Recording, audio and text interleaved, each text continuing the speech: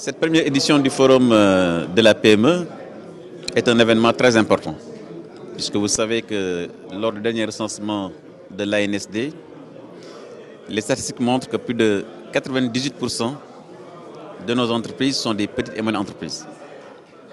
Donc il était important de créer un cadre d'expression de cette majorité des entreprises au Sénégal et qui crée la richesse et qui crée la valeur.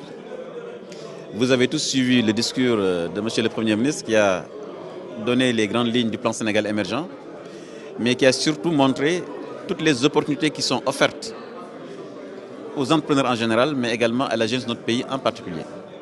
Pour dire simplement que dans les différents secteurs, vous avez aujourd'hui la possibilité de créer des emplois et de créer des richesses.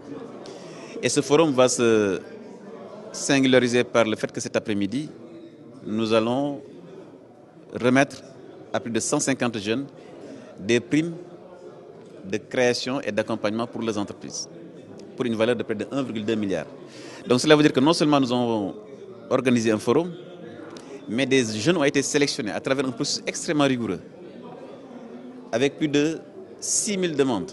Et ces 150 jeunes seront accompagnés de l'idée d'entreprise à la création d'entreprises jusqu'au niveau des marchés à l'export ou sur le marché local. Donc, c'est un forum extrêmement important, extrêmement intéressant. Ces PME ont besoin d'être accompagnés. C'est la raison pour laquelle l'idée du concours Business Plan qui a été lancé par l'ADPME permet aujourd'hui de sélectionner des jeunes à partir de leur idée de projet, de les accompagner à la création d'entreprises, au développement des produits, jusqu'au développement des marchés.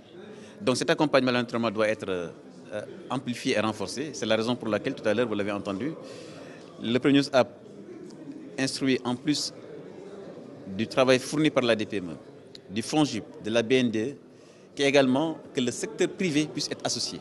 Et c'est le principe donc, qui a été retenu tout à l'heure de fournir un mentor à chaque jeune. Chacun de ces 50 jeunes aura un mentor, autrement dit, un chef d'entreprise qui a fait ses preuves et qui va l'accompagner pour mieux le sécuriser. Et donc je crois que c'est quelque chose qui va être extrêmement utile pour nos entreprises. Si vous regardez ce que le président de la République a répondu hier au CPI ainsi que le ministre de l'économie et des finances, cela montre que cela ne correspond pas à la réalité. Quand vous prenez le PUDC, qui est en train de construire des milliers de pistes de production dans les villages, ce sont des PME sénégalaises. Quand vous prenez Puma, qui travaille au niveau des frontières et qui développe également toute une série de services de proximité, ce sont des PME sénégalaises. Donc quand vous prenez le plan Sénégal émergent, l'apport qui est fait dans le secteur de l'agriculture, les rizeries, qui aujourd'hui ont produit plus de 1 million de tonnes de riz paddy, mais ce sont des PME sénégalaises. Ce sont des centaines de milliards que le gouvernement également a injectés dans le secteur de l'agriculture. Si vous prenez le secteur de l'élevage, avec tous les soutiens que nous avons apportés pour l'aliment de bétail, pour la santé animale, mais vous n'allez pas me dire que les éleveurs sénégalais sont des étrangers. Ce sont également des PME. Celui qui a 100 têtes de bétail, 10 têtes de bétail, 50 têtes de bétail, c'est également une PME. Donc quand vous prenez le secteur de la pêche, plus de 600 000 Sénégalais travaillent dans le secteur de la pêche. Quand vous baissez le prix du litre de l'essence pirogue, mais c'est une PME sénégalaise. Les pirogues qui vont aller chercher le yaboy ou le tchof dans les océans et les ramener sur le marché, ce sont des PME sénégalaises. Donc, prenez-les filière par filière, identifiées dans le plan Sénégal émergent. Ce sont des PME sénégalaises. Ce que nous allons faire avec NTF4, pour accompagner le secteur des technologies de l'information, pour développer tout ce qu'on appelle l'externalisation des processus métiers, pour faire de notre pays un pays d'attraction de ces investissements du secteur donc, à haute valeur ajoutée. Mais ce sont des PME sénégalaises, puisque là, on va le faire avec Optique, qui est donc l'organe qui s'occupe des TIC au niveau du CNP. Donc, ce sont des PME sénégalaises.